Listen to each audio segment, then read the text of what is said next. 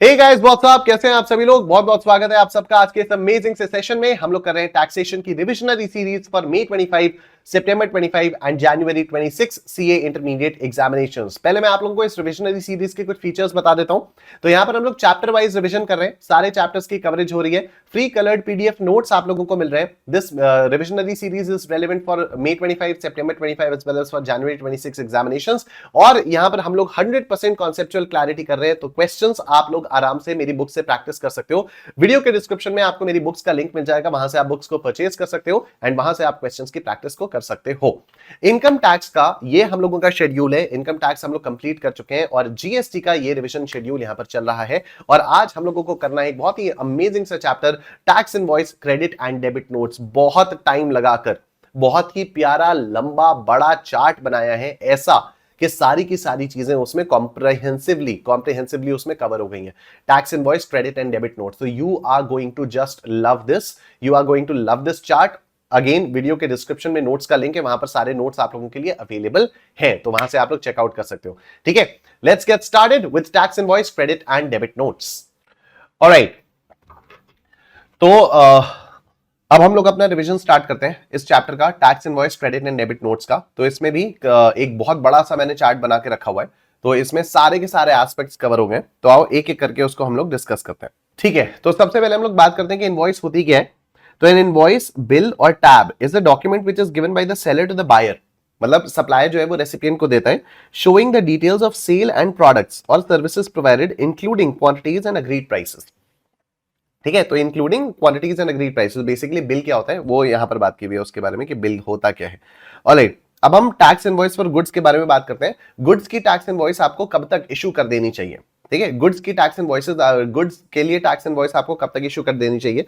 तो even though time of supply वाले chapter में हम लोगों ने इसके बारे में थोड़ी बहुत बात की थी, एक बार ये उसी का क्विक रिविजन हो जाएगा। तो देखो, नॉर्मल केसेस में टाइम लिमिट फॉर इशुएंस क्या है। अगर गुड्स का मूवमेंट इन्वॉल्व है तो बिफोर और at the time of removing the goods for delivery. ठीक है, अगर गुड्स का मूवमेंट इन्वॉल्व है तो गुड्स के मूवमेंट से पहले आप इनवॉइस रेज कर दीजिए। बाकी केसेस में बिफोर और at the time of making the goods available to the recipient. ठीक है, गुड्स को रेसिपिएंट के पास पहुंचाने से पहले, अवेलेबल करवाने से पहले आप इनवॉइस को इशू कर दीजिए। Continuous supply of goods, continuous supply of goods का मतलब क्या होता है। It refers to the goods provided or agreed to be provided continuously or on a recurring basis under a contract। ठीक है, तो एक कॉन्ट्रैक्ट के थ्रू, जैसे गैस पाइपलाइन, उसका एग्जांपल हम लोगों ने पहले कई बार बात की हुई है कि अगर आप लोगों के घर में गैस आ रही है थ्रू अ पाइपलाइन, तो that is an example of continuous supply of goods. ठीक है, that is an example of continuous supply of goods, क्योंकि आपके घर में लगातार वो आ रहा है। Supply can occur via cable, wire, cable, pipeline और other conduits. Supplier invoices the recipient regularly और पीरियोडिकली। ठीक है, तो सप्लायर जो है वो रेगुलर बेसिस पर इनवॉइस देता रहता है। कब देना चाहिए, बिफोर और at the time of each statement और पेमेंट। ठीक है, तो या तो सक्सेसिव स्टेटमेंट जब आप इशू करोगे तब आप इनवॉइस के साथ दे दो, या तो अगर मान लो रेसिपिएंट ने पहले पे कर दिया तब आप इनवॉइस जनरेट कर दो। अगर गुड्स आप सेंड करते हो अप्रूवल और रिटर्न बेसिस पर, सेल और रिटर्न, अप्रूवल फॉर सेल और रिटर्न बेसिस के हिसाब के लिए अगर आप गुड्स को सेंड करते हो, तो what will be the time limit for issue of invoice, या तो बिफोर या eight the time of supply. ठीक है, क्योंकि अभी आपने गुड्स को सिर्फ भेजा है, बेचा नहीं है। तो अगर आपने गुड्स को भेजा है तो कभी ना कभी तो बिकेंगे, तो बिकने से पहले आप इशू कर दो, बिकने के समय पर आप इनवॉइस को इशू कर दो। लेकिन अगर भेजने के 6 महीने बाद तक कुछ भी नहीं पता लगा है कि ना तो बिका है और ना वापस आया है, तो 6 महीने बाद तक आपको इनवॉइस उसके लिए रेज करनी पड़ेगी। तो with in 6 months from the date of removal whichever is earlier. ठीक है, ये हो जाता है विच एवर इज अर्लियर। अब हम लोग सर्विसेज के केस में बात करते हैं।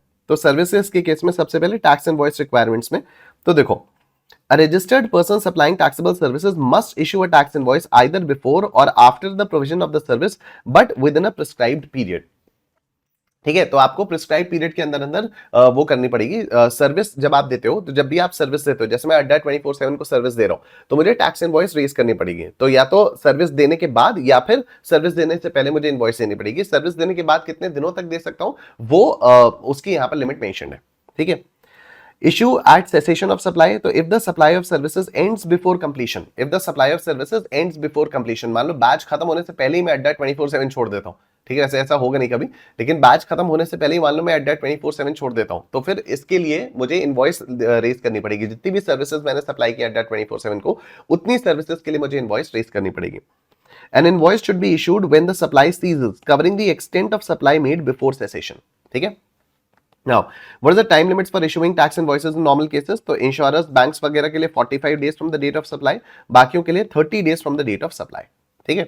अब कंटिन्यूअस सप्लाई ऑफ सर्विसेज के बारे में हम लोग बात करते हैं। कंटिन्यूअस सप्लाई ऑफ सर्विसेज का मतलब क्या होता है कि जब 3 महीने से ज्यादा कंटिन्यूअसली आपको सर्विसेज दी जाती हैं तो उसको कंटिन्यूअस सप्लाई ऑफ सर्विस बोलते हैं। इसमें आपके लिए time limit for issue of invoice क्या होता है? तो यहां पर डिपेंड करता है कि क्या कॉन्ट्रैक्ट के अंदर due date of payment mention है, अगर हाँ तो उससे पहले आप इनवॉइस रेज कर दो। अगर कॉन्ट्रैक्ट में ड्यू डेट मेंशन नहीं है तो फिर जब पेमेंट मिले तो तब आप इनवॉइस रेज कर दो। और अगर पेमेंट कंप्लीशन ऑफ इवेंट से लिंक्ड है, मतलब सपोज अड्डा 24/7 को मैं कह रहा हूं कि मैं हर चैप्टर पढ़ाने के बाद थोड़ा थोड़ा पैसा लूंगा, तो चैप्टर पढ़ाने से पहले मतलब वो इवेंट कंप्लीट होने से पहले मुझे अपनी इनवॉइस को रेज कर देना होगा। ठीक है। तो ये हो गया invoice in case of continuous supply of service. तो tax invoice in case of goods भी हो गया, tax invoice in case of services भी हो गया। अब हम लोग चलते हैं आगे। ठीक है। आगे हमारे पास चीज आती है कि इनवॉइस में आपके पास चीजें होनी क्या चाहिए, what should be the particulars contained in the invoice. ठीक है। तो ये चीजें होनी चाहिए, सिंपल चीजें, name, address, GSTIN of the supplier, consecutive serial number and date of issue. ये मतलब कॉमन सेंस वाली चीजें, इनको एज सच कोई रटने की जरूरत नहीं है। थोड़ा सा आप एक बार इमेजिन भी करोगे ना कि आप लोगों ने कहीं से भी अगर कुछ भी सामान खरीदा है तो बिल में आपको क्या क्या चीजें मिली। ठीक है। Even if you go to McDonald's and have a burger, तो उसकी एक बार आप बिल देख भी लोगे ना, तब भी आपके दिमाग में चीजें बैठ जाएंगी। अच्छा यहाँ पर नेम है, यहाँ पर जीएसटी आईएन है, यहाँ पर सीरियल नंबर रहता है, डेट ऑफ इशू रहती है, ये सब। Name, address and GSTIN of the registered recipient. अगर रेसिपिएंट रजिस्टर्ड है तो उसका भी नाम, एड्रेस और जीएसटी आईएन ये सब होगा।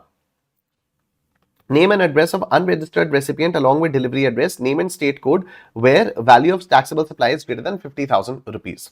Where the value of taxable supply is less than 50,000 rupees, name and address of unregistered recipient along with the delivery address, name and state code only when the recipient requests for it.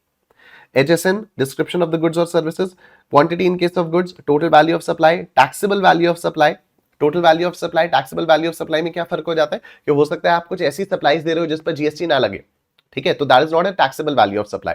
और total value of supply तो उसमें वो total value में आ जाएगा। वो tax rate, CGST, SGST या IGST, cess वगैरह, amount of tax charge, कितना आपने टैक्स चार्ज किया है, प्लेस ऑफ सप्लाई भी मेंशन होनी चाहिए। आप एक काम करो ना, बेस्ट है आप अड्डा 24/7 वाली इनवॉइस देख लो अपनी। ठीक है। आप अड्डा 24/7 वाली इनवॉइस देख लो अगर आपने कोई भी प्रोडक्ट वहां से परचेज किया हुआ है तो। ठीक है। Address of delivery where different than place of supply. तो अगर प्लेस ऑफ सप्लाई के अलावा कहीं पर और डिलीवरी हो रही है तो जहां पर डिलीवरी हो रही है वो भी आपकी इनवॉइस में मेंशन होना चाहिए। Tax payable under reverse charge basis. तो यहां पर देखो लिखा रहेगा इनवॉइस पे ना, लिखा रहेगा वेदर आरसीएम एप्लीकेबल, तो आपको करना होगा नो, मतलब वही इनवॉइस में लिखा हुआ रहता है। सिग्नेचर ऑफ सप्लायर और authorise signatory not required if e invoice is issued as per information technology act. ठीक है। QR code having embedded IRN in it. IRN मतलब होता है invoice reference number in case if e invoice is issued. ठीक है। तो ये ई invoicing से रिलेटेड अभी हम लोग चीजों के बारे में बात करेंगे। ठीक है। तो ये आपका आ गया कि जो आपकी इनवॉइस है उसमें कौन कौन से पर्टिकुलर्स कवर्ड होने चाहिए। अब हम लोग आते हैं यहां पर अपना जो नेक्स्ट टॉपिक है, और जो अपना नेक्स्ट टॉपिक है वो है, दिखाई देगा QR कोड। ठीक है। अपना जो नेक्स्ट टॉपिक है वो है QR कोड। तो सबसे पहले हम लोग QR कोड के बारे में बात करते हैं। धीरे धीरे करके बात करनी शुरू करते हैं हम लोग QR कोड के बारे में, जैसे जैसे ये दिखना शुरू करेगा। पता नहीं क्या हो रहा है आज इसको। Government's power to specify QR code and tax invoice. ठीक है। तो the government can mandate the tax invoices include a QR code based on council's recommendation. तो काउंसिल की रिकमेंडेशन पे गवर्नमेंट कह सकती है कि देखो इन इनवॉइसेस पे QR कोड होना पड़ेगा। A notification will outline the conditions and restrictions regarding the QR code. तो एक नोटिफिकेशन के थ्रू आएगा। ठीक है। अब QR कोड है क्या? QR code is an encoded representation of an e invoice. ठीक है। तो कई सारी इनवॉइसेस पर आप देखोगे QR कोड लिखा हुआ होता है, तो दैट इज बेसिकली उस QR कोड का मतलब ही क्या होता है, वो ई इनवॉइस का ही रिप्रेजेंटेशन है एक तरह से। ठीक है। अब आप देखो इधर दो चीजें होती हैं, एक होता है डायनेमिक QR कोड और एक होता है स्टैटिक QR कोड। ठीक है। एक होता है स्टैटिक QR कोड और एक होता है dynamic QR code. Static QR code can accept multiple payments and are not fixed in amount. ठीक है। तो स्टैटिक QR कोड अगर होता है, जैसे आप दुकान पे जाते हो तो पेटीएम का QR कोड वहां पर लिखा रहता है, that is a static QR code, कि उस पे मल्टीपल पेमेंट्स आप लोग ले सकते हो। ठीक है। मैं पेट्रोल भरवाने जाता हूं, वहां पर दीवारों पर उन्होंने QR कोड चिपका रखा है, जिसको भी पेमेंट करना है उसको स्कैन करें, तुरंत पेमेंट दे दे। ठीक है। तो those are known as static QR codes. लेकिन जो डायनेमिक QR कोड्स होते हैं, वो मल्टीपल पेमेंट्स नहीं लेते, वो सिंगल पेमेंट ही ले पाते हैं। ठीक है। जो डायनेमिक QR कोड्स होते हैं वो मल्टीपल पेमेंट्स नहीं लेते, वो सिंगल पेमेंट ही ले पाते हैं। तो अब देखो what is it? It is unique to each invoice and expires upon payment. ठीक है। Expires upon payment. अब देखो Notification for mandatory QR code. The central government has issued criteria for QR codes on invoices. Central government ने invoices पर QR code लगाने के लिए criteria issue किए हैं. क्या क्राइटेरिया इशू किए हैं ये देखो. registered persons with turnover exceeding 500 crores must issue invoices to unregistered persons with a dynamic QR code. ठीक है, तो अगर किसी की जो टर्नओवर है वो 500 करोड़ से ज्यादा है तो उसको अनरजिस्टर्ड लोगों को भी जो इनवॉइस वो रेज करेगा उस पर डायनेमिक क्यूआर कोड होना पड़ेगा. ठीक है, अब यहां पर एक चीज ये भी आ जाती है, non applicability of requirement of dynamic QR code. ठीक है, तो इन चीजों को ये है आपका, एक तो service suppliers of specific notified services. ठीक है, ये रूल 54.2, 54.3, 54.4 और 54.4A, ये क्या क्या रूल्स हैं ये सब यहां पर दिए हुए हैं. रूल 54.2, 54.3, 54.4 और 54.4A. ठीक है, ये वाले रूल्स भी यहां पर दिए हुए हैं. तो एक तो ये वाली चीज हो जाती है कि कुछ तो नोटिफाइड है, कुछ तो नोटिफाइड सर्विसेज हैं थ्रू रूल्स के, इनमें आपको क्यूआर कोड देने की कोई जरूरत नहीं है. दूसरी है आपके पास OIDAR service suppliers. OIDAR service suppliers को भी डायनेमिक क्यूआर कोड की जरूरत नहीं है. और तीसरा आ जाता है आपके पास एक्सपोर्ट्स. ठीक है, तीसरा आ जाता है आपके पास एक्सपोर्ट्स, कि एक्सपोर्ट्स में भी आपको डायनेमिक क्यूआर कोड की कोई जरूरत नहीं है. ठीक है, तो देखो ये जो service suppliers of specified notified services हैं, स्पेसिफिक नोटिफाइड सर्विसेज, ये कौन कौन सी स्पेसिफिक नोटिफाइड सर्विसेज हैं? सबसे पहले तो फाइनेंशियल सर्विसेज, बैंक्स या NBFCs या फिर इंश्योरर्स. तो ये लोग कंसोलिडेटेड इनवॉइसेस देते हैं मंथली. रेसिपिएंट एड्रेस इसमें मैंडेटरी नहीं होता है. ठीक है, तो इनको डायरेक्ट डायनेमिक क्यूआर कोड देने की कोई जरूरत नहीं है. ये अपने कस्टमर्स को, मतलब ये एक कंसोलिडेटेड इनवॉइस रेज कर देते हैं मंथली. ठीक है, उसके बाद देखो rule 54.3. Rule 54.3 goods transport agencies के बारे में बात करता है. टैक्स इनवॉइस या डॉक्यूमेंट विद कंसाइनमेंट डिटेल्स. ठीक है, इनको क्या इशू करना होता है? ये टैक्स इनवॉइस इशू करते हैं या फिर कोई डॉक्यूमेंट देते हैं जिसमें कंसाइनमेंट की डिटेल्स रहती हैं. कौन सी डिटेल्स रहती हैं? व्हीकल रजिस्ट्रेशन, कंसाइनर और कंसाइनी की बाकी सारी डिटेल्स रहती हैं. ठीक है, उसके बाद रूल 54.4 पैसेंजर ट्रांसपोर्ट सर्विसेज. तो यहां पर ये लोग जो टिकट्स इशू करते हैं उसी को इनवॉइस मान लिया जाता है और इस पर भी डायनेमिक क्यूआर कोड की कोई जरूरत नहीं होती है. और यहां पर भी एड्रेस का, जो रेसिपिएंट का एड्रेस है उसकी जरूरत नहीं होती है. Multiplex cinema tickets. तो यहां पर भी क्या हो जाता है कि ये लोग जो टिकट्स इशू करते हैं, जो इलेक्ट्रॉनिक टिकट्स ये लोग इशू करते हैं, उसी को इनवॉइस मान लिया जाता है और यहां पर भी रेसिपिएंट की डिटेल्स की जरूरत नहीं होती है.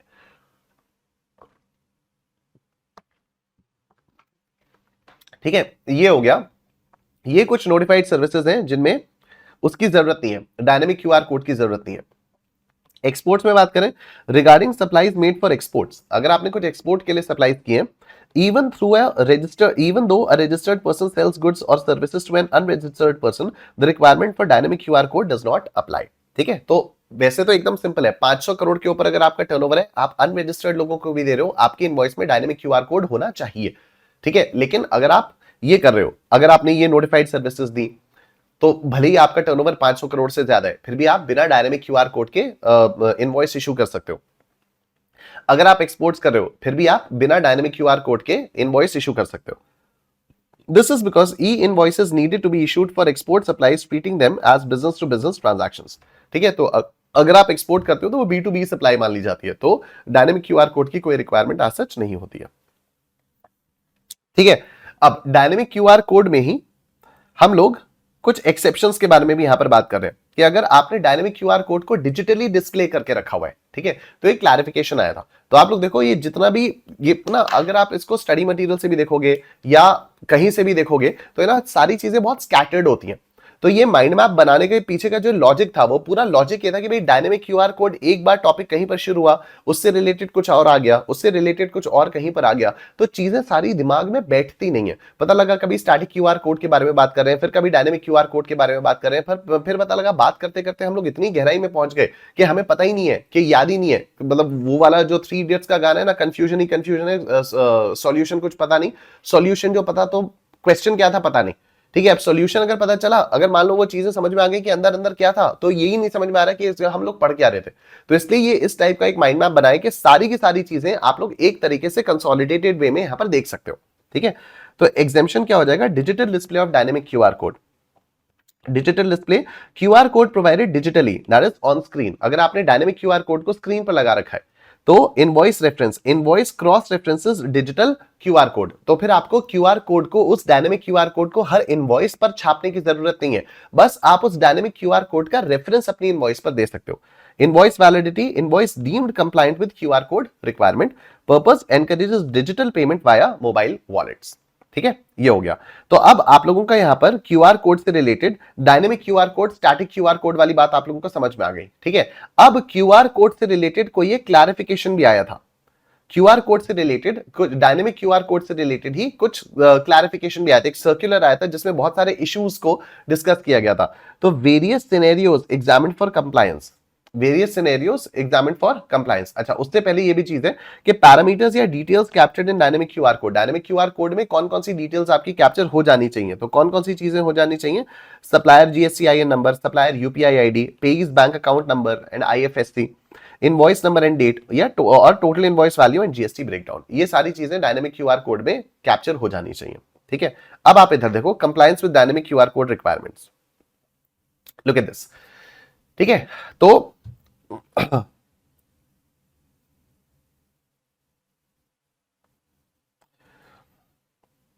ये आज कुछ तो इसमें गड़बड़ी हो रही है। ये नॉर्मली ऐसे फंसता नहीं है। हमने इतने सारे चैप्टर्स कर लिए, बड़े बड़े माइंड मैप्स देख लिए हमने, या तो ये कुछ ज्यादा ही बड़ा माइंड मैप हो गया है तो इसलिए ऐसा हो रहा है। Okay, payment without dynamic QR code, invoice with dynamic QR code is compliant if a payment cross reference is provided regardless of the payment method. ठीक है, तो अगर आपने यूपीआई से पेमेंट नहीं किया, कैश से भी अगर आपने पेमेंट कर दिया, तो अगर डायनेमिक क्यूआर कोड का रेफरेंस आपकी इनवॉइस में मेंशन्ड है तो हम इनवॉइस को वैलिड मानेंगे। ठीक है, दूसरा, electronic payment modes, cross referencing payment details suffices, dynamic QR code required if payment occurs post invoice issuance. ठीक है, तो मतलब क्या हो गया कि अगर आप इलेक्ट्रॉनिक पेमेंट मोड से पेमेंट कर रहे हो और आपकी इनवॉइस में उस क्यूआर कोड का मेंशन है तो भी आपकी इनवॉइस को कंप्लायंट माना जाएगा। डायनेमिक क्यूआर कोड आपकी इनवॉइस में जरूरी तब होगा अगर आपने इनवॉइस इशू करने के बाद फिर से दोबारा पेमेंट किया, तो फिर आपके लिए डायनेमिक क्यूआर कोड इनवॉइस पे लगाना पड़ेगा।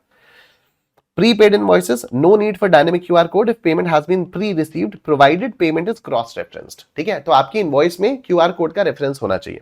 केस 4, ई कॉमर्स ऑपरेटर्स के लिए देखो क्या है, suppliers must comply with dynamic QR code requirements separately even if e-commerce platforms meets the requirements। तो जो सप्लायर होता है, जो ई कॉमर्स ऑपरेटर के थ्रू कर रहा है, उसको भी डायनेमिक क्यूआर कोड वाली रिक्वायरमेंट्स को फुलफिल करना पड़ेगा। फिर नेक्स्ट है unique identity number, invoices to persons with a UIN require dynamic QR code as they are considered business to consumer. ठीक है, तो अगर आप यूआईएन के थ्रू दे रहे हो, अगर आपके पास यूआईएन है और आप इनवॉइसेस दे रहे हो तो आपको डायनेमिक क्यूआर कोड लगाना पड़ेगा।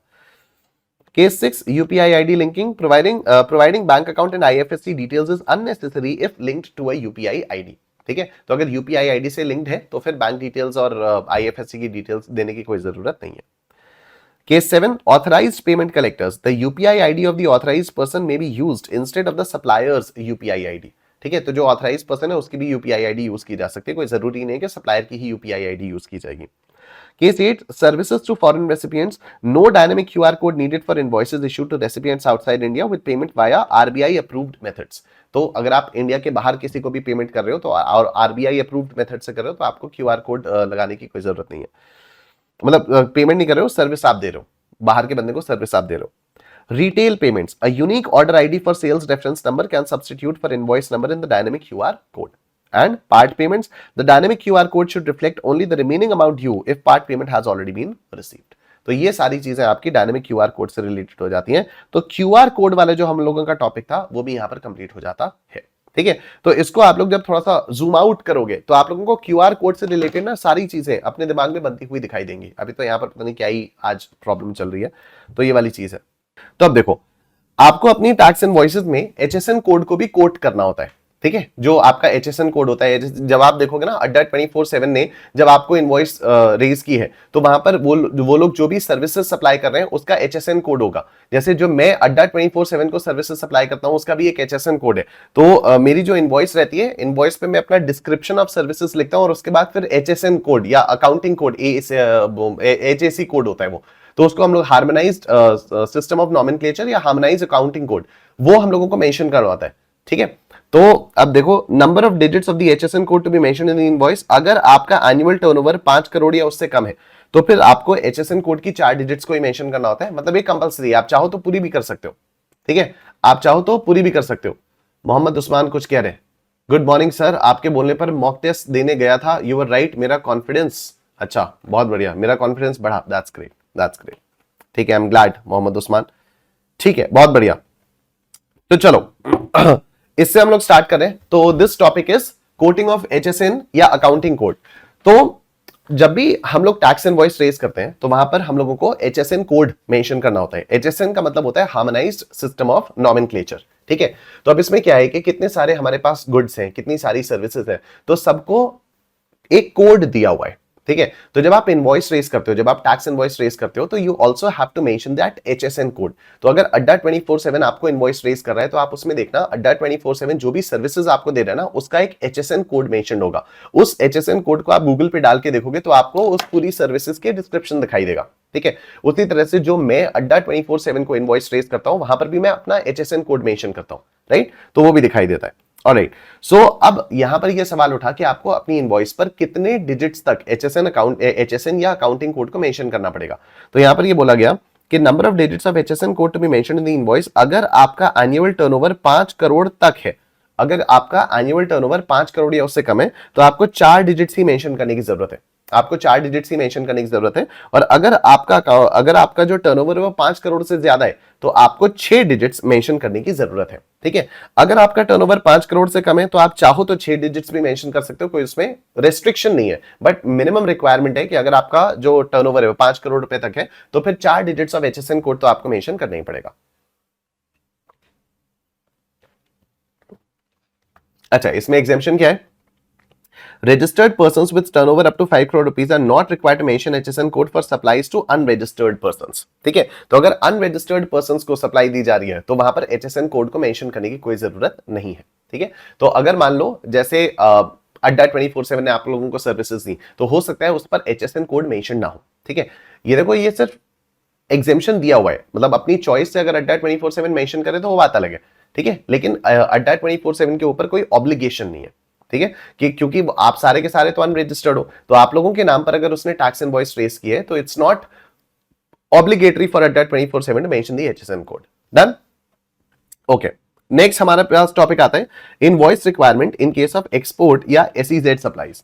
तो अगर आप एक्सपोर्ट करते हो या आप स्पेशल इकोनॉमिक जोन्स को सप्लाई करते हो तो फिर इनवॉइस की क्या क्या रिक्वायरमेंट्स होती हैं। देखो, endorsement on the invoice for export या एसईजेड सप्लाईज, तो इंटीग्रेटेड टैक्स अगर पेबल है, अगर इंटीग्रेटेड टैक्स मतलब आईजीएसटी लगने वाला है तो फिर आपको ये पीछे एंडोर्समेंट लिखना पड़ेगा। जो भी आपकी इनवॉइस होगी ना, उस इनवॉइस पर आपको ये वाली चीज लिखनी पड़ेगी, सप्लाई मेंट फॉर एक्सपोर्ट या सप्लाई टू एसईजेड यूनिट और SEZ developer for authorise operations on payment of integrated tax. ठीक है, ये चीज आप लोगों को लिखनी पड़ेगी।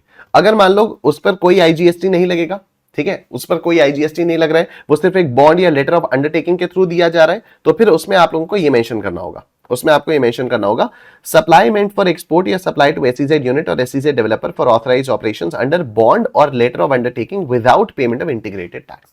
ठीक है, तो ये दोनों चीजें आपको याद रखनी है। अगर इंटीग्रेटेड टैक्स पेबल होगा तो ये आपको मेंशन करना है, अगर इंटीग्रेटेड टैक्स पेबल नहीं होगा तो ये आपको मेंशन करना है। अच्छा, एक्सपोर्ट इनवॉइस की डिटेल्स क्या होती हैं? It contains the same particulars as a regular tax invoice if the recipient is unregistered and the value is 50,000 rupees और मोर। अगर रेसिपिएंट अनरजिस्टर्ड है और इनवॉइस की वैल्यू 50,000 रुपए या उससे ज्यादा है, then mention the name of the country of destination instead of the state and its code. ठीक है, तो जिस डेस्टिनेशन में जा रहा है उस डेस्टिनेशन की कंट्री बस मेंशन कर दो आप। ठीक है, अनरजिस्टर्ड लोगों को दे रहे हो तो बस आपको कंट्री मेंशन करने की जरूरत है। उसके बाद अब आप इधर देखो, invoice cum bill of supply, rule 46 है, invoice cum bill of supply. ये क्या है? A registered person selling both taxable and exempt goods or services to an unregistered person may issue an invoice cum bill of supply। ठीक है, कोई registered person है, वो unregistered लोगों को गुड्स भी दे रहा है, सर्विसेज भी दे रहा है, या गुड्स या सर्विसेज में से अगर कुछ दे रहा है तो वो एक invoice cum bill of supply दे सकता है। ठीक है, तो उसको ही मतलब टैक्स इनवॉइस जनरेट करने की कोई जरूरत नहीं है, क्योंकि आपको टैक्स इनवॉइस की कोई जरूरत नहीं है, because you do not need to claim the ITC of the GST that you have paid to अड्डा 24/7, राइट। तो अड्डा 24/7 कैन इश्यू यू, इफ अड्डा 24/7 wants, it can issue you invoice cum bill of supply, must include required particulars as per rule 46 और rule 54 and rule 49 requirements। तो rule 46 और 54 हम लोग already कर चुके हैं, एंड rule 49 हम लोगों के सिलेबस में है ही नहीं। ठीक है, तो rule 46 और 54 हम लोग ऑलरेडी कर चुके हैं, मैं आप लोगों को दिखा भी देता हूं।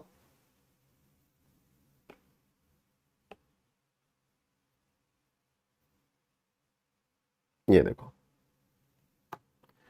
ये है rule 46, particulars contained in invoice. ठीक है, तो ये हम लोगों ने ऑलरेडी कर लिया था। Particulars contain in invoice rule 46, तो ये हम लोगों ने कर लिया था। ठीक है, चलो अब हम लोग आगे चलते हैं।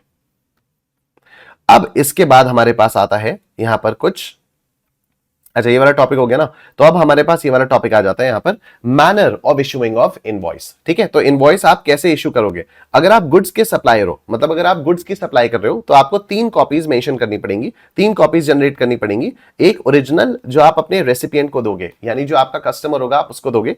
एक डुप्लीकेट आपके वो ट्रांसपोर्टर के लिए रहेगी, गुड्स को आपको ट्रांसपोर्ट करना होता है ना, अगर ट्रांसपोर्टर नहीं है तो फिर उसकी कोई जरूरत नहीं होती है, लेकिन अगर मान लो गुड्स को आपको ट्रांसपोर्ट करना है तो इनवॉइस जो है वो 3 पार्ट्स में बनती है। ओरिजिनल बनती है रेसिपिएंट के लिए, डुप्लीकेट बनती है ट्रांसपोर्टर के लिए, और ट्रिप्लीकेट बनती है सप्लायर के लिए। अपने रिकॉर्ड्स के लिए सप्लायर बनाकर रखता है। अगर आप सर्विस के सप्लायर हो, तो फिर 2 ही पार्ट्स में इनवॉइस बनती है। एक तो ओरिजिनल बनती है रेसिपिएंट के लिए और डुप्लीकेट बनती है सप्लायर के लिए। सर्विस के केस में तो ट्रांसपोर्टर वाला कोई केस आ ही नहीं सकता, इशू ही नहीं है।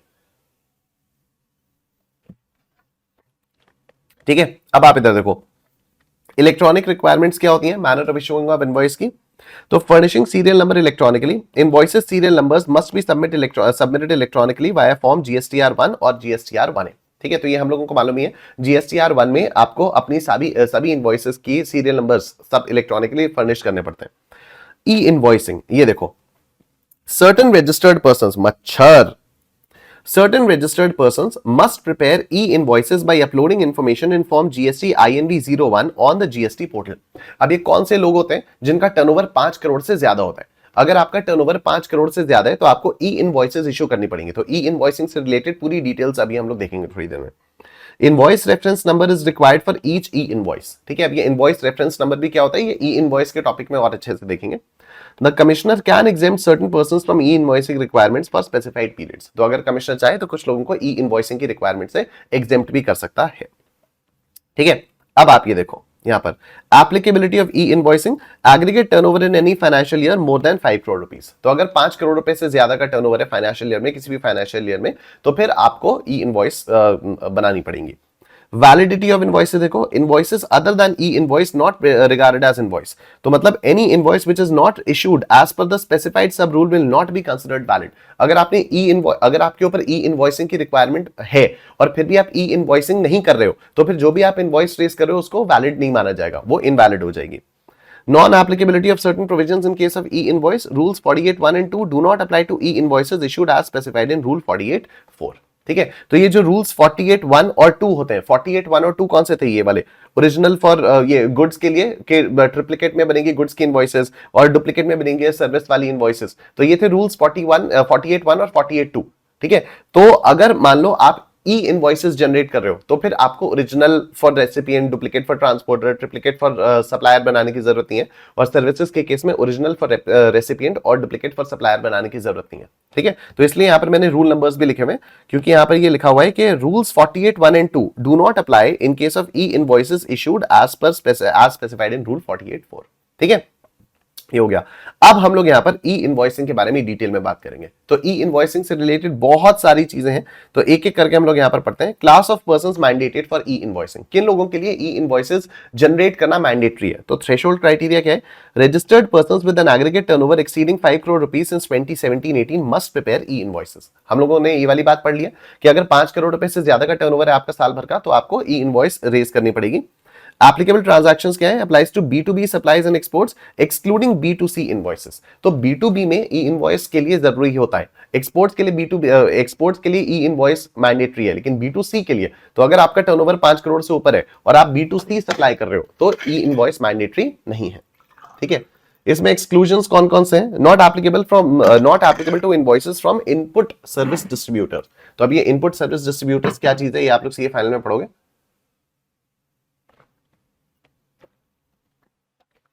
तो इन लोगों को ई इनवॉइस की जरूरत नहीं होती है। Reverse charge invoices, e invoicing applies to reverse charge invoices under section 9(3)। तो सेक्शन 9(3) जो हम लोगों ने पढ़ा था चार्ज ऑफ जीएसटी वाले चैप्टर में, वो रिवर्स चार्ज वाला पढ़े थे ना, 2 सेक्शंस पढ़े थे 9(3) और 9(4). तो उनके केसेस में रिवर्स चार्ज की इनवॉइसेस ई इनवॉइसेस में बनानी पड़ती है। ठीक है, अब ई इनवॉइस जनरेट करने का पूरा प्रोसेस क्या है, तो ये देखो सबसे क्रिएटिंग द ई इनवॉइस। देखो, creation of an invoice via own software या system following e invoice format. तो कोई एक स्पेसिफाइड फॉर्मेट नहीं होता है, तो ई इनवॉइसेस जनरेट करने के लिए ऐसा नहीं है कि आपको कोई स्पेसिफिक जगह पर जाना है, क्या करना है, आपको नॉर्मल अपनी इनवॉइस अपने कंप्यूटर पे बनानी है। कई लोग कैनवा पे बनाते हैं, कई लोग माइक्रोसॉफ्ट वर्ड पे बनाते हैं, कई लोग टैली से बनाते हैं। तो जो भी आपकी जीएसटी इनवॉइस है वो आप लोगों को अपने कंप्यूटर के सॉफ्टवेयर से बनानी है। It must include all required information from E invoice schema. ठीक है, तो ई इनवॉइस की स्कीमा में जो भी चीजें मेंशन है कि भाई ये होना ही चाहिए, तो वो सारी चीजें आपकी इनवॉइस में होनी चाहिए। उसके बाद अपलोडिंग टू दी आईआरपी। तो एक बार जब आपकी नॉर्मल इनवॉइस बन गई, उसके बाद आप इसको इनवॉइस रिपोर्टिंग पोर्टल पर अपलोड करते हो for registering the supply transaction. ठीक है, तो आपने अपने नॉर्मल कंप्यूटर पर इनवॉइस बनाई, उसके बाद आपने इसको इनवॉइस रिपोर्टिंग पोर्टल पर अपलोड किया। Receipt of the invoice. Once uploaded, the IRP processes it, assigns it an invoice reference number and adds a QR code. तो अब यहां पर तीन चीजें करता है जो इनवॉइस रिपोर्टिंग पोर्टल होता है, वो तीन चीजें करता है। एक तो प्रोसेस करता है, एक उसको IRN यानी इनवॉइस रेफरेंस नंबर असाइन करता है, और उसमें QR कोड ऐड करता है। Sharing the e invoice, the supplier shares the e invoice and QR code with the recipient, और उसके बाद वो ई इनवॉइस रेसिपिएंट के साथ शेयर कर दी जाती है। सिंपल। ऑलराइट, उसके बाद scope of e invoicing coverage में तो covers invoices, credit notes, debit notes issued by notified persons, इन सब लोगों को ई इनवॉइसिंग करनी होगी। Types of transactions, documents issued to registered persons और फॉर एक्सपोर्ट पर्पसेस। तो अभी हम लोगों ने देखा 5 करोड़ से ऊपर का अगर टर्नओवर है तो B2B के लिए आप ई इनवॉइस रेज करोगे, और एक्सपोर्ट पर्पसेस के लिए आप ई इनवॉइस रेज करोगे। B2C के लिए आपको ई इनवॉइस रेज करने की कोई जरूरत नहीं है। Terminology, overall system refer to as e invoicing for simplicity. मतलब भले ही आप डेबिट नोट ई इनवॉइसिंग से कर रहे हो या आप क्रेडिट नोट कर रहे हो, लेकिन सबको ई इनवॉइसिंग ही बोला जाएगा। ऐसा नहीं है कि अगर आपने इनवॉइस रेज की तो उसको ई इनवॉइस बोलेंगे, अगर आपने डेबिट नोट रेज किया तो उसको ई डेबिट नोट बोलेंगे, अगर आपने क्रेडिट नोट रेज किया तो उसको ई क्रेडिट नोट बोलेंगे। ऐसा नहीं है, सब कुछ मिला के ई इनवॉइस ही बोला जाएगा। ठीक है, उसके बाद आप देखो एडवांटेजेस ऑफ ई इनवॉइसिंग। तो ये तो मतलब अपने आप से भी आप लोग कर सकते हो। Auto reporting and reduced errors, तो enables automatic reporting of invoices into GST return, reduces transcription errors from manual data entry. ये सारी चीजें जो भी एडवांटेजेस है उनको तो आपको याद ही करने, इसमें मैं क्या ही बताऊंगा। स्टैंडर्डाइजेशन एंड इंटरऑपरेबिलिटी हो जाती है, तो it promote standardisation in invoice formats and processes, eases exchange of invoices between different systems, reduces disputes and improves business efficiency. फिर ये improved payment cycles and cost reduction, तो streamlines payment processes leading to faster cycles, reduces processing costs associated with manual invoices, system level matching and reduced tax evasion. तो ये सारी चीजें ना आप लोग इसको अपने आप से जब पढ़ोगे तो अपने आप ही आपको समझ में आ जाएगा कि ये एडवांटेजेस ऐसे ये बेहतर हो जाता है, रिपोर्टिंग बेहतर हो जाती है, मैचिंग बेहतर हो जाती है, कंफ्यूजन नहीं होता, एक दूसरे के साथ शेयर करना, एक्सचेंज करना आसान हो जाता है, टैक्स इवेजन नहीं होता, गवर्नमेंट को ये हो जाता है, वो हो जाता है। ये सारी चीजें आपको पढ़नी है। तो enables system level matching of input tax credit and tax output, helps reduce tax evasion through accurate reporting, prevention of fake invoices, tax authorities access invoice data in real time, aids in detecting and preventing fake invoices। ठीक है, ये हो गया।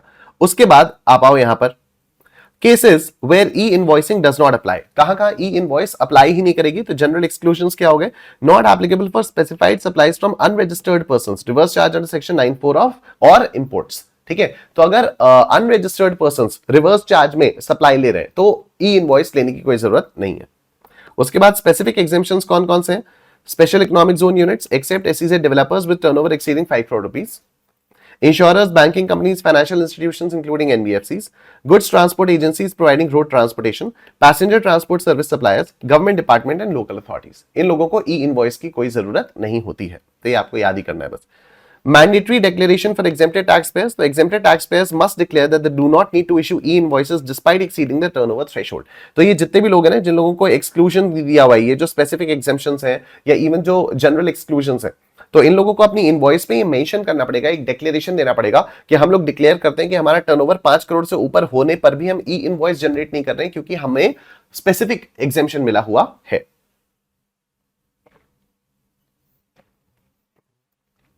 ठीक है, alright. उसके बाद cancellation and amendment of E invoice. तो कैंसलेशन देखो, sellers can cancel reported e-invoices on the IRP यानी invoice reference portal within specified time frame, और 25 वो specified time frame क्या है? 24 hours of its generation। तो 24 घंटे के अंदर अंदर आप कैंसिल कर सकते हो। इससे रिलेटेड काफी क्वेश्चंस आते हैं एग्जाम में। ये जो कैंसिलेशन वाली चीज है ना, इससे रिलेटेड काफी क्वेश्चंस आते हैं, एमसीक्यूज में भी आ जाते हैं और डिस्क्रिप्टिव क्वेश्चंस में भी आते हैं कि अगर आपने कोई ई इनवॉइस जनरेट की तो क्या आप उसको कैंसिल कर सकते हो? तो फिर वहां पर सिचुएशन बेस्ड क्वेश्चन आ जाएगा कि उसने कैंसिल कर दी 2 दिन बाद, तो फिर आपको वहां पर बताना पड़ेगा नहीं भाई कैंसिलेशन आप 24 घंटे के अंदर अंदर ही कर सकते हो, तो 2 दिन के बाद अगर आपने कैंसिल की तो दैट इज इनवैलिड। अमेंडमेंट देखो, changes to e invoices must be done through GST portal, not directly on the IRP. तो इनवॉइस रिपोर्टिंग पोर्टल पर आपको नहीं करना है, अपने जीएसटी पोर्टल पर करना है जो भी अमेंडमेंट करना है। फिर है clarification on e invoicing applicability for registered person supplying to government departments और एस्टैब्लिशमेंट्स या government agencies, local authorities, PSUs registered solely for the purpose of deduction of tax at source under section 51। ठीक है, तो मतलब अब ये कुछ ऐसी एंटिटीज हैं जो रजिस्टर्ड है, लेकिन ये रजिस्टर्ड क्यों है? ये सिर्फ इसलिए रजिस्टर्ड है क्योंकि उनको टीडीएस काटना है। तो अगर आप इन लोगों को कोई सप्लाई दे रहे हो तो क्या आपको तब भी ई इनवॉइस जनरेट करनी पड़ेगी? तो देखो, registered entities under section 51 of the CGST Act, that is entities which are registered solely to deduct TDS, must issue e-invoices for supplies exceeding turnover threshold of 5 crore rupees। ठीक है, तो ये वाली इन लोगों को भी ई इनवॉइस रेज करनी पड़ेगी। तो ये भी हम लोगों का यहां पर कंप्लीट हो गया। आओ नेक्स्ट पार्ट पे हम लोग आ जाते हैं, and that is revised tax invoice on issuance of registration certificate. ठीक है, revised tax invoice on issuance of registration certificate. तो इसका मैंने आप लोगों को क्या बताया था? इसमें मैंने आपको बताया था कि सपोज आपने सप्लाई देनी शुरू की, लेट्स से 1 जून 2024 को आपका टर्नओवर 40 लाख रुपए क्रॉस कर गया। ठीक है, 1 जून 2024 को आपका टर्नओवर 40 लाख क्रॉस कर गया। अब 30 दिन के अंदर अंदर you have to apply for registration. आपने 30 दिन के अंदर अंदर, लेट्स से आपने 15 जून 2024 को रजिस्ट्रेशन के लिए अप्लाई किया, 7 दिन के अंदर अंदर आपका रजिस्ट्रेशन मिल गया। तो अब 30 दिन के अंदर अंदर पूरा का पूरा प्रोसेस हो गया। 1 जून को you become liable for registration, 15 जून को you apply for registration and with in 7 days, may be 22 जून को you even got your registration. तो आपको रजिस्ट्रेशन सर्टिफिकेट तो 22 जून को मिला, लेकिन what will be your effective date of registration? Your effective date of registration will be 1 June only, जहां पर आपका टर्नओवर 40 लाख को क्रॉस किया था। तो नाउ द क्वेश्चन इज कि if that registration is effective from 1st of June, then what about the invoices from 1st of June till 22nd of June? क्योंकि 1 जून को आपका टर्नओवर जो है वो 40 लाख क्रॉस कर गया था, लेकिन आपके पास रजिस्ट्रेशन सर्टिफिकेट तो था नहीं, आप जीएसटी में रजिस्टर्ड तो थे नहीं। तो उसके बाद से लेकर 22 तारीख तक आपने जो भी सप्लाईज किए, क्या आपने उसके लिए टैक्स इनवॉइस जनरेट किए? नहीं है। तो अब यहां पर ये लॉ बोलता है कि आपको फिर उन सप्लाईज के लिए जो आपने 1 जून से लेकर 22 जून तक किया है, ठीक है, जो आपने 1 जून से लेकर 22 जून तक सप्लाईज किए हैं, उन सप्लाईज के लिए आपको रिवाइज टैक्स इनवॉइसेस इशू करनी होगी। ठीक, देखो, issuing a revised invoice. So a revised invoice can be issued after receiving the registration certificate. Applicable when a person becomes registered within 30 days from the effective date of registration. This allows issuing revised invoices for supplies made between the effective date and receipt of the certificate. मतलब 1 जून और 22 जून। ठीक, अब देखो, consolidated revised tax invoice can be issued for all taxable supplies to unregistered recipients during the specified period. मान लो आपने unregistered लोगों को invoice raise की थी, ठीक है, अनरजिस्टर्ड लोगों को, तो अब अनरजिस्टर्ड लोगों को टैक्स इनवॉइस की थोड़ी कोई जरूरत है, तो आपको रिवाइज इनवॉइस रेज करने की, फॉर एवरी अनरजिस्टर्ड पर्सन आपको रिवाइज टैक्स इनवॉइस रेज करने की जरूरत नहीं है। You can simply do what, you can simply issue a consolidated tax invoice, consolidated revise invoice for interstate supplies not exceeding 2,50,000 rupees. A separate consolidated revised invoice can be issued। ठीक है, तो अगर आपके इंटरस्टेट सप्लाईज है और 2.5 लाख रुपए से कम है, तो आप एक separate consolidated revise tax invoice issue करोगे।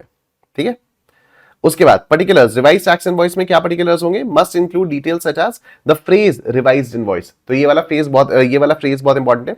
Suppliers name, address and GSTIN, consecutive serial number maximum 16 characters, date of issue, recipient's name, address and GSTIN या यूआईएन, सिग्नेचर और digital signature of the supplier, ये सारी चीजें होनी चाहिए।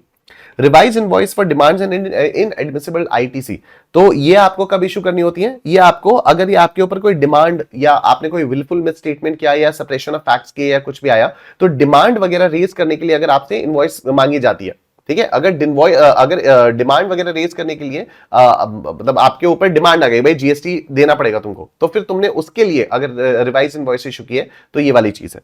Must state input tax credit not admissible, तो अगर आपसे डिपार्टमेंट जबरदस्ती जीएसटी की मांग कर रहा है क्योंकि आपने जीएसटी नहीं पे किया, तो पहली बात तो आपने जीएसटी की चोरी की, अब डिपार्टमेंट आपसे कह रहे हैं भाई जीएसटी दो, अब जब आप जीएसटी दे रहे हो, तो वहां पर आपको रिवाइज टैक्स इनवॉइस पे लिखना पड़ेगा भाई input tax credit not admissible, क्योंकि ये जो demand, wilful misstatement, suppression of facts, इन सारी चीजों की वजह से आप डिपार्टमेंट को जीएसटी पे करते हो, तो इस जीएसटी का आपको कोई क्रेडिट वगैरह नहीं मिलता है।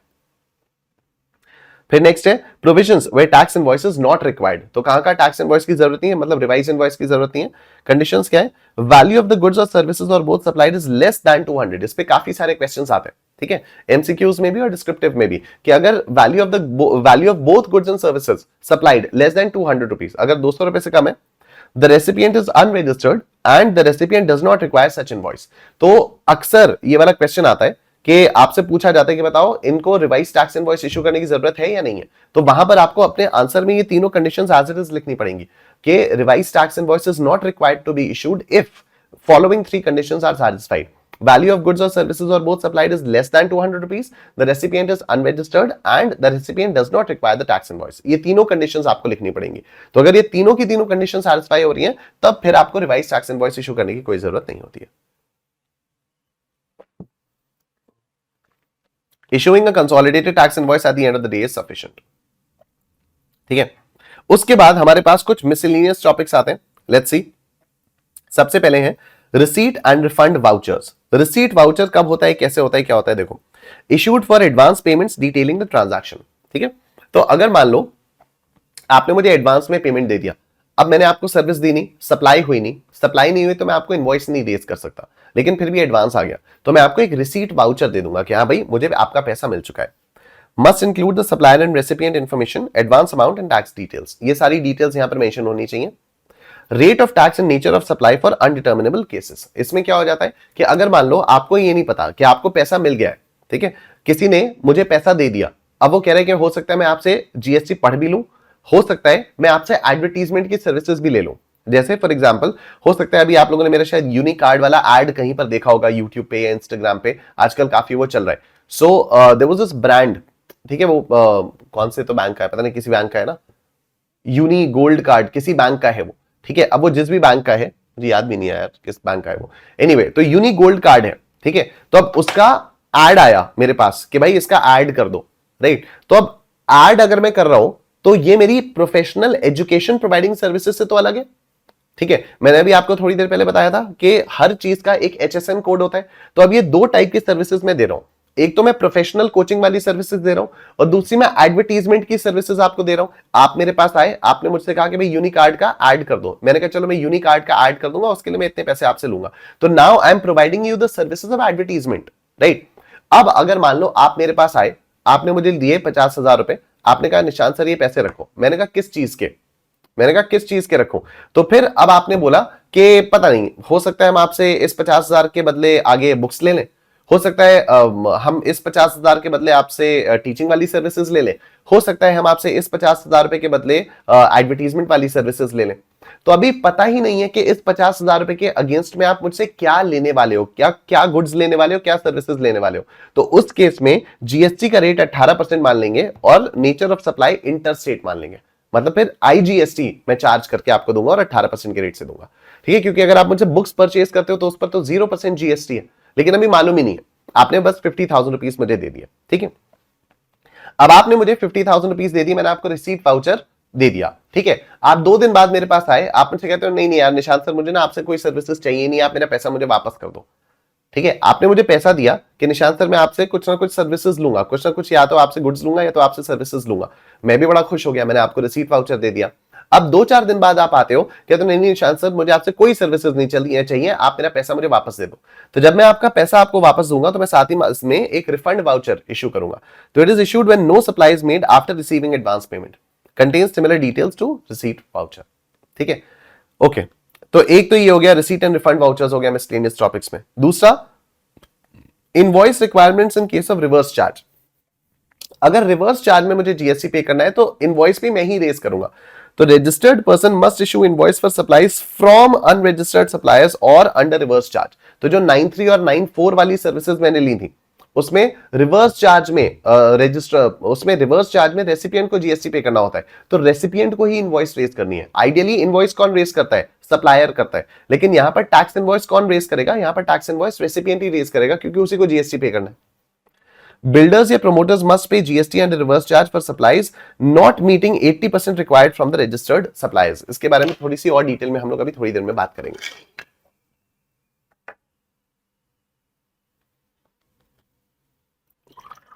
सिंपल मतलब हो जाता है कि अगर 80% से कम, अगर कोई बिल्डर या प्रोमोटर है और वो रजिस्टर्ड लोगों से 80% से कम सामान खरीदता है, ठीक है, अगर कोई बिल्डर है या कोई वो है कोई बिल्डर है या कोई प्रमोटर है और वो रजिस्टर्ड लोगों से 80% से कम सामान खरीदता है तो उसको रिवर्स चार्ज के केस में ये टैक्स इनवॉइस खुद ही जनरेट करनी पड़ती है।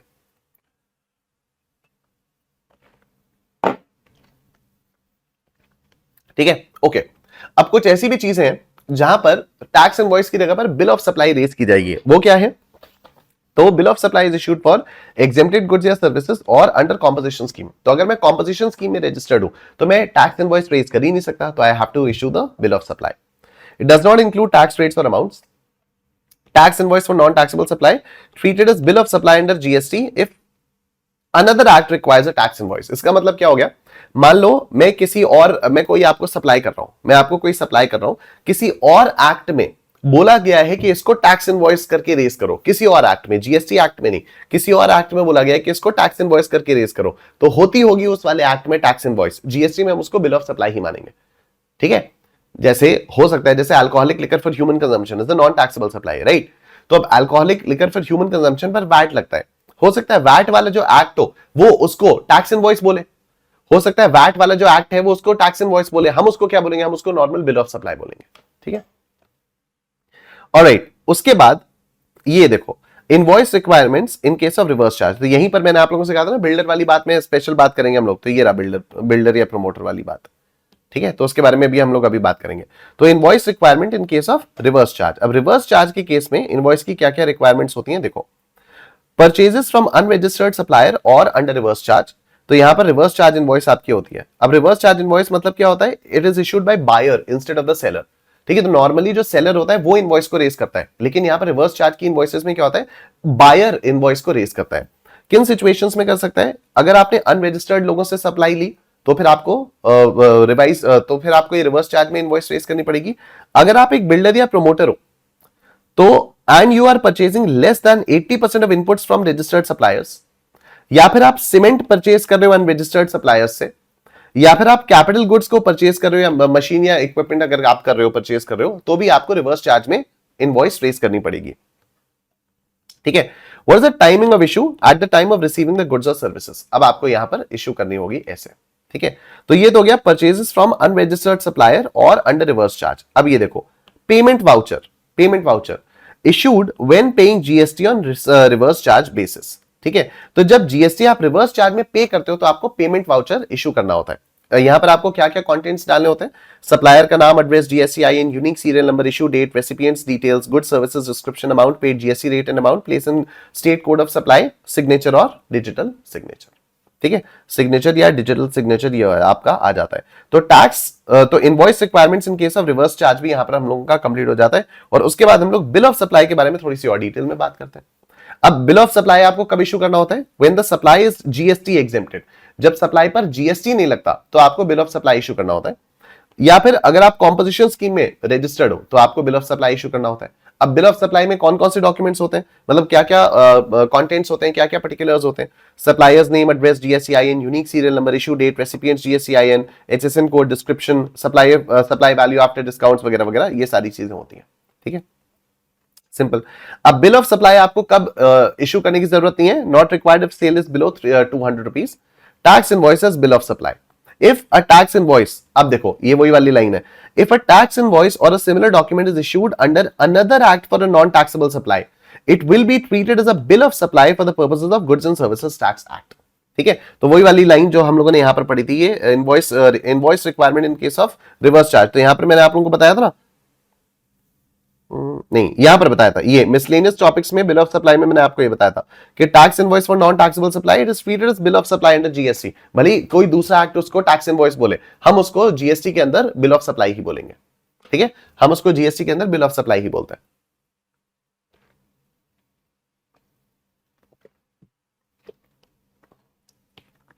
चलो ये भी हो गया tax invoice credit and debit notes का लास्ट चार्ट। ठीक है, 4 पार्ट्स में मैंने इस चार्ट को डिवाइड कर दिया था। देखो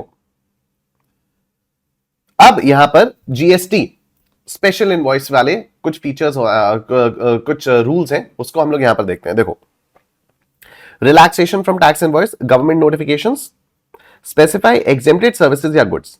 ठीक है, तो कुछ स्पेसिफाई करती है गवर्नमेंट के भाई इन लोगों के लिए, इन गुड्स के लिए या इन सर्विसेज के लिए आपको स्पेशल इनवॉइस रूल्स फॉलो करने पड़ेंगे। आपको टैक्स इनवॉइस के लिए टैक्स इनवॉइस की कोई जरूरत नहीं है। इन रूल्स को भी हम लोग एक आध बार पहले पढ़ चुके हैं, देख चुके हैं।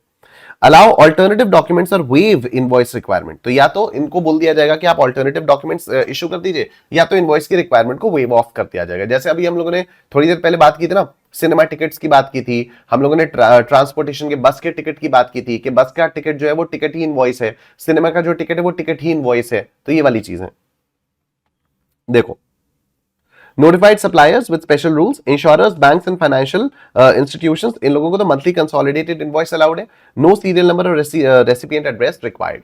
ठीक है, अब देखो, goods transport agency rule 54(3) alternative document allowed. कौन सा डॉक्यूमेंट? रिक्वायर्ड डिटेल्स क्या है, उस डॉक्यूमेंट में क्या क्या होना चाहिए? ग्रॉस वेट ऑफ गुड्स होना चाहिए, नेम ऑफ कंसाइनर कंसाइनी होना चाहिए, व्हीकल रजिस्ट्रेशन नंबर होना चाहिए, ओरिजिन एंड डेस्टिनेशन होना चाहिए, और रिस्पॉन्सिबल पार्टी का GSTIN होना चाहिए। ठीक है, invoice rules during goods transport, goods के ट्रांसपोर्ट में इनवॉइस या bill of supply required with the transport, mandatory if e-way bill is not applicable.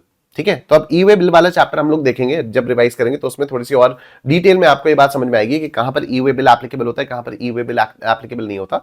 अगर ई-वे बिल एप्लीकेबल नहीं है तो वहां पर आपको फिर एक इनवॉइस या फिर बिल ऑफ सप्लाई लगानी पड़ेगी अपने ट्रांसपोर्ट के साथ। अगर ई-वे बिल एप्लीकेबल है तब कोई दिक्कत नहीं है, ई-वे बिल काम कर सकता है।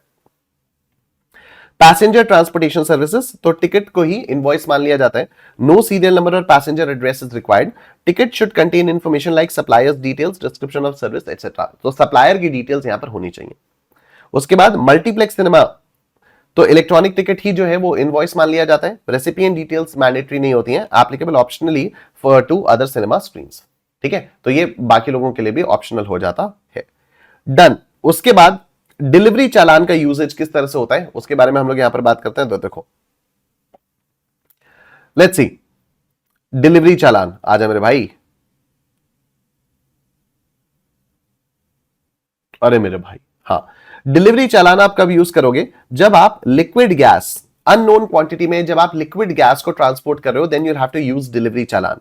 अगर आपने कुछ सामान ट्रांसपोर्ट करवाया है जॉब वर्क के लिए, कि आपने सामान भेजा वो ठीक होकर वापस आएगा, तो आपने सामान बेचा नहीं है, आपने सामान भेजा है, उस पर सामने वाला बंदा काम करेगा और वो वापस आ जाएगा, तो डिलीवरी चालान की जरूरत होगी।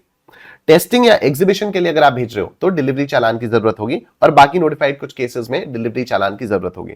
तो in these cases, instead of issuing a tax invoice, the consignor can issue a delivery challan. ठीक है, अब चालान में क्या क्या डिटेल्स होती हैं? डेट एंड सीरियल नंबर होगा, GSTIN ऑफ कंसाइनर कंसाइनी होगा, HSN code of goods description होगा, क्वांटिटी एंड टैक्सेबल वैल्यू होगी, टैक्स रेट अमाउंट होगा, प्लेस ऑफ सप्लाई और सिग्नेचर, ये सारी चीजें होंगी। ठीक है, कितनी कॉपीज चाहिए होती हैं? Original for recipient, duplicate for transport और ट्रिप्लीकेट फॉर कंसाइनर। सिंपल है। उसके बाद declaration in e-way bill is required if the goods are transported using a delivery challan instead of a tax invoice. तो अगर टैक्स इनवॉइस के बजाय, अगर आप टैक्स इनवॉइस के बजाय आप डिलीवरी चालान के थ्रू कर रहे हो, तो जो ई-वे बिल होता है वो ई-वे बिल ट्रांसपोर्टर के पास होता है, उस ई-वे बिल में इस चीज का डिक्लेरेशन जरूरी है। When goods are being transported for supply to recipient, but tax invoice couldn't be issued at the time of removing the goods, the supplier is required to issue a tax invoice after the delivery of goods. तो अगर goods जो है वो भेजे जा रहे हैं, supply के लिए भेजे जा रहे हैं, लेकिन सप्लाई के लिए भेजे जाने समय जब वही जैसे वो हो गया ना, sale of goods on return और अप्रूवल बेसिस, तो इसमें जब आपने गुड्स को भेजे, अब आपने गुड्स को भेज दिए, अब आप यहाँ पर टैक्स इनवॉइस तो रेज कर नहीं सकते हो, तो जब सप्लाई होगी तब टैक्स इनवॉइस रेज कर दो, सिंपल। ट्रांसपोर्ट इन सीकेडी या एसकेडी और बैचेस। सीकेडी एसकेडी का मतलब क्या होता है? सीकेडी का मतलब होता है कंप्लीटली नॉकडाउन, और एसकेडी मतलब होता है सेमी नॉकडाउन। ठीक है, सीकेडी का मतलब होता है आप सब कुछ एकदम, जो भी आप सामान भिजवा रहे हो वो उसमें कुछ भी नहीं है, आपने सब कुछ तोड़ ताड़ के उसके पार्ट्स में भेजा है, तो that is known as CKD, completely knockdown. Semi knockdown होता है थोड़े थोड़े पार्ट्स आपने असेंबल करके भेज दिए और थोड़े थोड़े पार्ट्स सामने वाली पार्टी को असेंबल करने पड़ेंगे।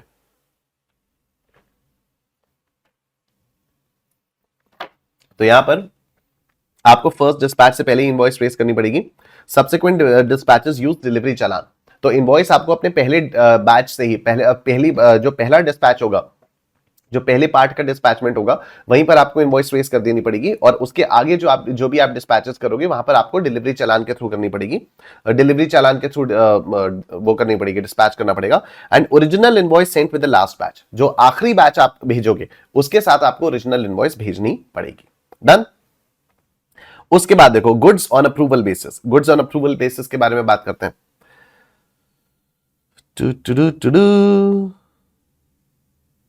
Suppliers like jewelers may sometimes take goods to different locations or states for customers to see and approve before buying.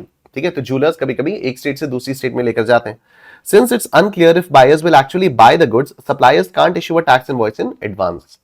Instead, they use a delivery challan along with an e-way bill if required when transporting these goods. तो ये e-way bill वाला revision जब हम लोग करेंगे तो आपको इससे रिलेटेड और क्लैरिटी आएगी. Interstate considered as IGST supply. When a customer confirms a purchase, suppliers issue the tax invoice immediately. Moving goods from one state to another for approval purposes counts as interstate supply, meaning integrated tax applies. ठीक, simple है ये. अब आप देखो कुछ और चीजें हैं. Art work and gallery transactions. Art work and gallery transactions. तो देखो art work on approval basis, movement using delivery challan, e-way bill required if applicable, invoice issued upon confirmation of sale. हम लोगों को मालूम ही है ये वाली चीज. इंटर स्टेट सप्लाईज में क्या होता है? Art work sent from one state to another. अगर आर्ट वर्क एक स्टेट से दूसरे स्टेट में भेजा गया तो इसको इंटर स्टेट सप्लाई माना जाएगा and it will attract IGST. Simple. अगर आर्ट वर्क गैलरीज में भेजा तो क्या होगा? Exhibition not initially taxable, no consideration या पेमेंट. जब आपने सिर्फ भेजा, एग्जीबिशन के लिए भेजा, तो फिर कोई उस पर जीएसटी नहीं लगेगा, कोई इनवॉइस की जरूरत नहीं है. GST applicable upon buyer selecting the artwork. Buyer pays GST at the time of purchase. Simple. ये भी हम लोगों को मालूम है. उसके बाद आप ये देखो नेक्स्ट.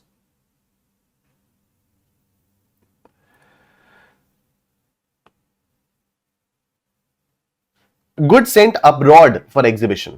ठीक है, goods Saint abroad for exhibition. अगर आप देश के बाहर भेज रहे हो तो फिर क्या होगा? अगर आपने देश के बाहर भेज दिया तो फिर क्या होगा?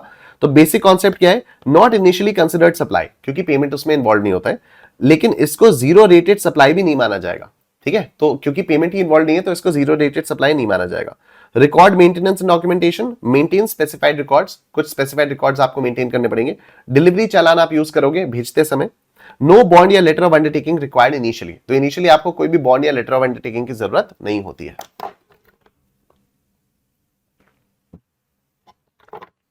ठीक. फिर जब सप्लाई अकर होती है तो क्या होता है? इट मस्ट सेल और return goods with in 6 months. ये हम लोगों को मालूम है ना, sale of goods on return और अप्रूवल बेसिस. भाई 6 महीने के अंदर अंदर अगर माल नहीं बिका तो फिर आप 6 महीने के बाद इनवॉइस रेज करोगे. Deemed supply if neither sold nor return with in 6 months. ठीक है. Supply upon actual sales abroad with in 6 months. Invoice issuance rules क्या क्या है? Invoice issued upon actual sale abroad. Invoice issued after 6 months if unsold and not return. हमें मालूम है ये. Refund के clarifications. No refund at sending stage. जब आप भेज रहे हो गुड्स को तो कोई उस पे, मतलब जो भी आपने इनपुट्स परचेज किए, आर्टवर्क बनाने के लिए आपने कुछ इनपुट्स लगाए थे, उन इनपुट्स पर आपने जीएसटी पे किया था, उस जीएसटी का कोई रिफंड आपको नहीं मिलेगा जब आप सिर्फ गुड्स को भेज रहे हो. ठीक है. Refund allowed only on supply या डीम्ड सप्लाई. जब एक बार सप्लाई हो जाएगी तो ये एक्सपोर्ट मान लिया जाएगा, और जब आपने एक्सपोर्ट कर दिया तो फिर क्या होगा कि आपने इनपुट्स पर जितना भी जीएसटी पे किया था आपको उसका रिफंड मिल जाएगा. Rule 96 refund not applicable. ये रूल 96 रिफंड वाला है क्या? ये आपके स्टडी मटेरियल में कहीं पर नहीं है, बस इतना ही लिखा हुआ है, रूल 96 नॉट एप्लीकेबल. लेकिन है क्या, बस आपको समझाने के लिए मैं यहां पर दे दे रहा हूं कि rule 96 provides automatic refunds for IGST paid on exported goods or services. Refund applies only if IGST was initially paid, not applicable when exports occur under a bond या undertaking without IGST payment. ठीक. Examples देखो. 100 units sent, none sold या return in 6 months. तो फिर invoice mandatory after 6 months for 100 units. Example 2 देखो. 100 units sent, 60 units sold abroad within 6 months. ठीक है. 60 units 6 महीने के अंदर अंदर बिक गए. तो जो 60 यूनिट्स जब बिके तो invoice issued at each sale. जो भी 60 यूनिट्स आपकी बिकी तो हर सेल पर आपको इनवॉइस इशू करनी पड़ेगी. Invoice issued after 6 months for remaining 40 units if unsold या unreturned. Eligible for refund on the sold 60 units. तो जो 60 यूनिट्स आपको बिक गई उनके इनपुट्स पर जो भी आपने जीएसटी पे किया था उसका आपको रिफंड भी मिल जाएगा. ये भी हो गया. तो टैक्स इनवॉइस हम लोगों का फाइनली कंप्लीट हो गया. अब हम लोग क्रेडिट एंड डेबिट नोट्स पर आ गए. ठीक है. तो अब देखो क्रेडिट नोट कब इशू किया जाएगा? क्रेडिट नोट कब इशू किया जाएगा? क्रेडिट नोट तब इशू किया जाएगा जब इनवॉइस की वैल्यू एक्चुअल से ज्यादा थी. जब इनवॉइस की वैल्यू एक्चुअल से ज्यादा थी तब क्रेडिट नोट इशू किया जाएगा. ठीक है. मतलब क्या हो गया?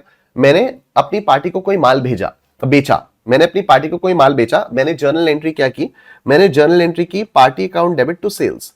Party debit to sales. मैंने ये जर्नल एंट्री की. ठीक है, मैंने जर्नल एंट्री की party account debit to sales. अब जितने की इनवॉइस थी उससे मैंने पार्टी को डेबिट कर दिया, लेकिन अब मुझे बाद में पता चला कि नहीं यार, इनवॉइस तो कम की वैल्यू की थी, तो मुझे पार्टी को क्रेडिट करना पड़ेगा। तो अब जब मैं पार्टी को क्रेडिट करूंगा, मैं उसको नोटिस दूंगा कि देखिए मैं आपको क्रेडिट कर चुका हूं। ठीक है, तो ये हो गया पार्टी को जब भी मैंने क्रेडिट किया, मैंने उसको क्रेडिट नोट दिया, तो this is sending a credit note.